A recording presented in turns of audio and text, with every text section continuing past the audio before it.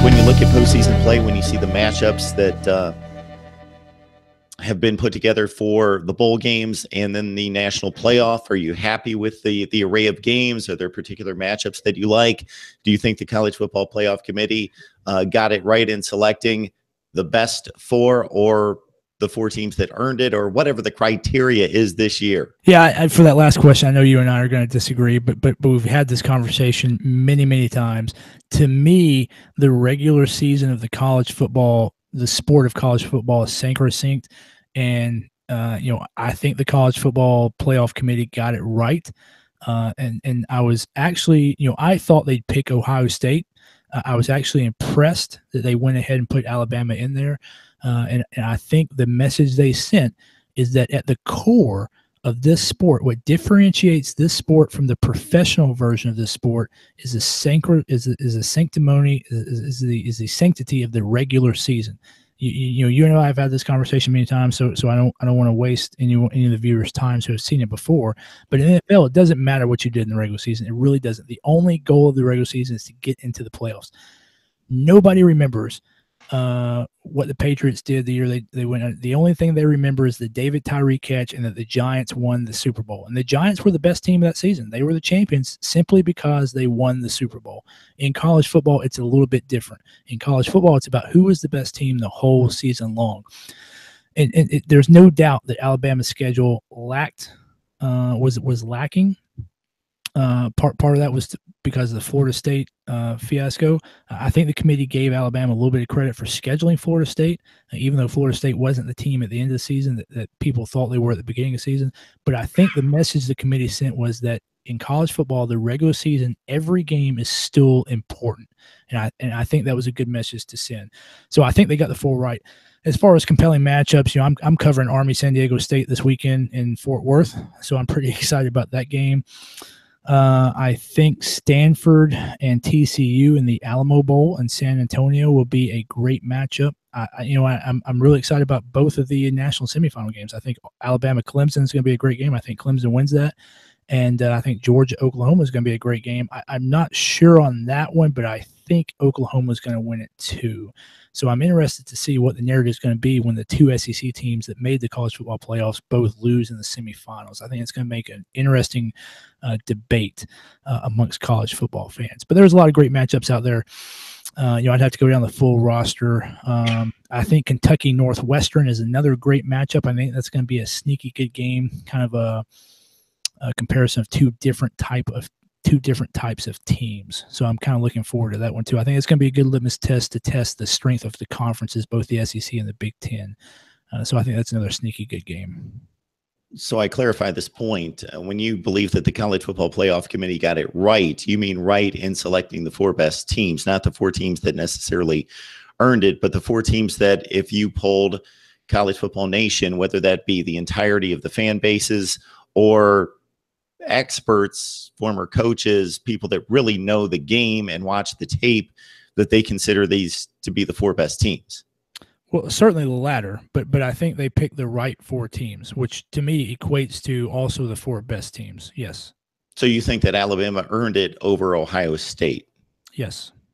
Or maybe, like a lot of people have placed it, Ohio State lost it more so than Alabama won it, but they did lose it with two decided losses and one to slightly better than average team in Iowa.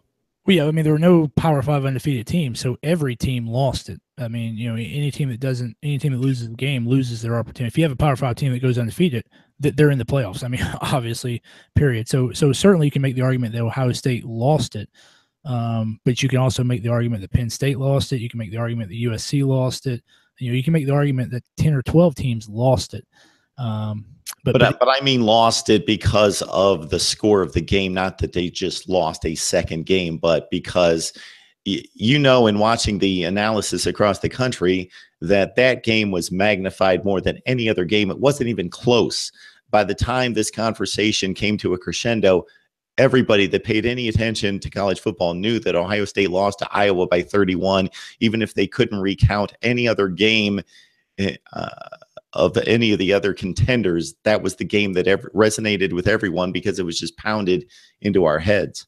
Yeah, I mean, certainly that narrative was a very powerful narrative, but it wasn't just certainly there was an aspect of the totality of the game, the score, the outcome, but it wasn't just about the score. It was about the team. Iowa didn't finish very high. I believe 7-5. Is that correct? That's correct. If you look at the Big Ten West, I mean, the Big Ten West is not exactly a strong division in college football. So Iowa is not perceived as a strong team.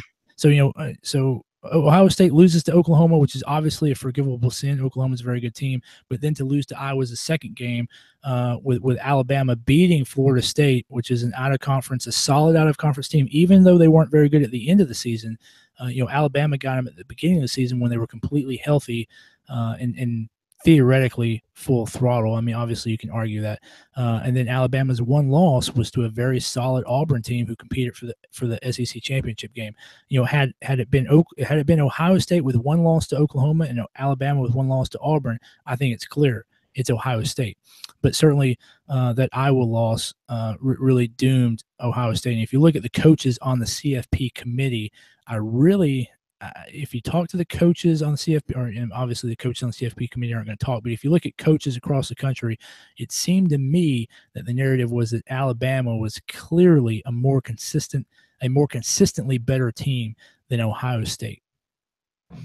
The one comparison that I would like to make that I've made repeatedly here, so some people will be turned off by this because they've already told me that they don't want to hear me talking about this again, but the one game in that was not taken to Ohio State's credit or account, as it was to their discredit, the Iowa game, is almost the mirror image. So if you look at Alabama's two best wins, it's LSU and Mississippi State, a team that was ranked in the top 15 at the conclusion of the season. Mississippi State losing its last game more in the 20 to 25 range. So Ohio State's third best win after Wisconsin and Penn State. So there's no comparison in the top end wins between the two teams. But if you go to their third win, it's Michigan State. So Michigan State is almost the antithesis in terms of a result for Ohio State than the Iowa game. So I don't think that the Iowa game should be discounted in any way, shape, or form. It was a horrible performance against a little bit better than marginal team. But Ohio State went out and did basically what Alabama couldn't do against its two like opponents to Michigan State. Ohio State annihilated Michigan State 35-0 at the half, 48-3 final. They cruised home to a dominant win over a top 15 team. Alabama had that opportunity a number of times, and they couldn't do that against Mississippi State, LSU, Texas A&M. They couldn't match that win. Yeah, and that's a fair point. Certainly, Alabama had a streak of about 4 games in the middle of the season where they just absolutely dominated people. Those opponents, Vanderbilt, Tennessee. I can't remember who the other two opponents were. Certainly not the caliber of Michigan State. But I think that kind of speaks to the point that the coaches and the people who kind of hold the regular season sacrosanct are speaking to. Ohio State was a very inconsistent team. One week they would go out and they would just decimate a quality opponent, and the next week they would come out and just lay an absolute egg against Iowa. I think that's what people who are college football purists don't like. They like that consistency week in and week out.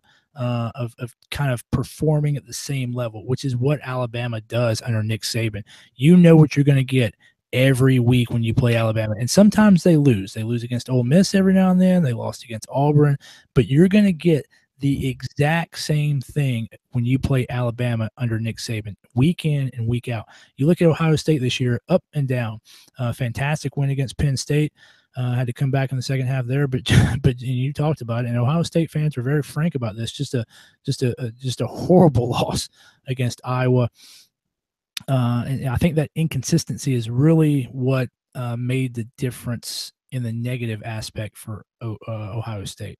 So last point here, Mike, would be the irony of what you stated about the regular season, and there's no question that the college football season, regular season, is more important than any other major sport. It's not even close, not even comparable. But it's ironic that if you would ask the average college football fan to name off the most important games for that particular year leading into the season, unless there's a couple non-conference games that jump off the map, Oklahoma, Ohio State, Florida State, Alabama, they're going to say one of the main games they're going to say is Alabama-Auburn. Well, tradition aside, that makes it one of the most important games. But just in terms of the quality of the two teams, that game almost proved not just to be worthless or meaningless, but it also proved to be counterproductive to the winner and to the loser. It enabled a team that lost the game to protect itself against a championship game against the top 5 opponent and still make the playoff. So it preserved the risk. It saved them from the risk of risking an entry into the college football playoff. And for the winner, it subjected them to having to play for a championship in the conference that was their ultimate doom in missing the playoff. So yeah, I'm going to disagree with you there on both accounts. One, if Alabama wins that game and makes it to the SEC championship game at 12-0, they're in the college football playoffs, whether or not they win the SEC championship game or not. The big knock against Alabama for the CFP selection was they weren't conference champions. They weren't even a division winner. That was the big knock, and that's a fair knock. So if Alabama wins the Iron Bowl, goes to the SEC championship game at 12-0, they're in the CFP playoffs, I think, win or lose. And I mean, Ohio State doesn't even – they don't even entertain hopes of getting to the CFP playoffs at that point. For Auburn, it was very important because Auburn's only path to the CFP was beating Alabama and then beating Georgia. Of course, they didn't beat Georgia the second time. They didn't beat them the first time either. But to even have the aspiration of getting to the CFP, they had to go through Alabama. So I'm going to disagree with you there. I'm going to disagree with you pretty much completely opposite of what you're saying. Is that game was it was magnified for both teams, particularly for Auburn. I think it was it was the world for Auburn, because if they lose that, now they have 3 regular season losses. They might not even be in the New Year's Six Bowl had they not beat Alabama. So I think it was a very important game for both teams. Here's the converse of it: if you expand the playoffs to 8 teams, then you have Auburn and Alabama resting starters for that game because they both know they're probably in the 8-team playoff.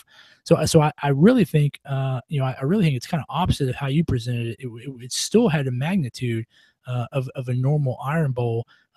It was very important for both teams, and I don't think it protected Alabama, and I do think it gave Auburn a chance to get into the CFP. I think it was tremendously important for both teams.